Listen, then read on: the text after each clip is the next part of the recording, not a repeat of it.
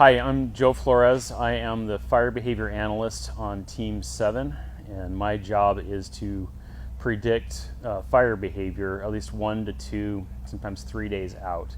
Meaning I will use models that will predict the rate of spread, flame length, sometimes spotting distance. In other words, how fast the fire is going to move, how intense it's going to burn, will it burn inside the crowns, how far will it throw spots, that kind of thing. And usually I do my work like today, and then I'll project that for tomorrow and try to predict where that fire is going to go and how fast and how intensely it's going to do that. I give that information to the operations folks, and with that they can build their plans, they can decide their tactics and how they can insert firefighters most safely according to the fire behavior we're going to have. I work with the incident meteorologist to get weather. I use that weather, look at the fuels, meaning the stuff that burns, and all the factors that go into the fuels, the dryness, the moisture that's in there, the topography, all those factors go together to create that fire behavior. So I analyze that, and then we'll predict that fire behavior and how it's gonna, in other words, how the fire is gonna move across the landscape over a certain amount of time. So today, fire behavior, we were expecting an active day today. The factors that we were looking at to create fire behavior, really active fire behavior, were coming into alignment today.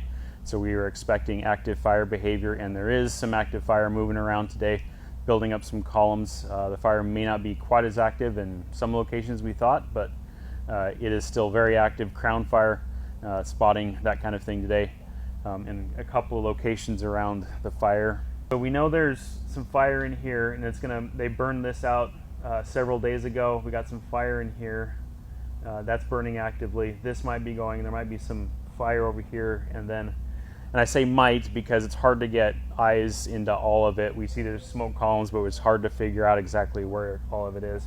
And then this has been active down here as well.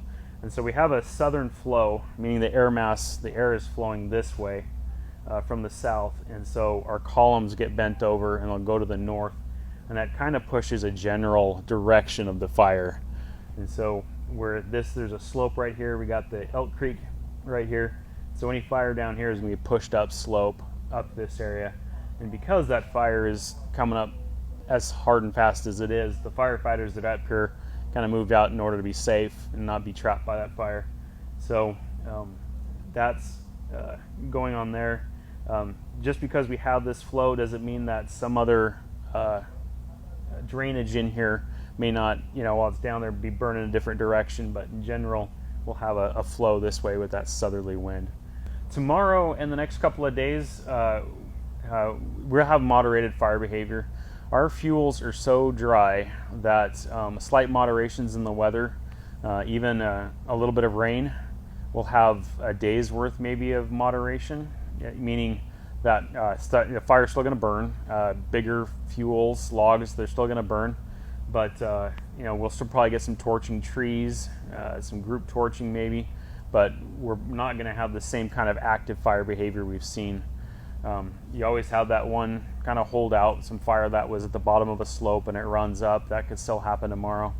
But overall, we'll have less probability of really active fire just due to this little bit of moisture that's going to come through tonight, higher relative humidities tomorrow. That just helps kind of keep the fire tamped a little bit. The other thing it probably do is bring the smoke back in and have that settle, and that kind of helps tamp the fire as well, kind of blocks out the sun. And that'll help as well. And that's going to happen for the kind of next couple of days.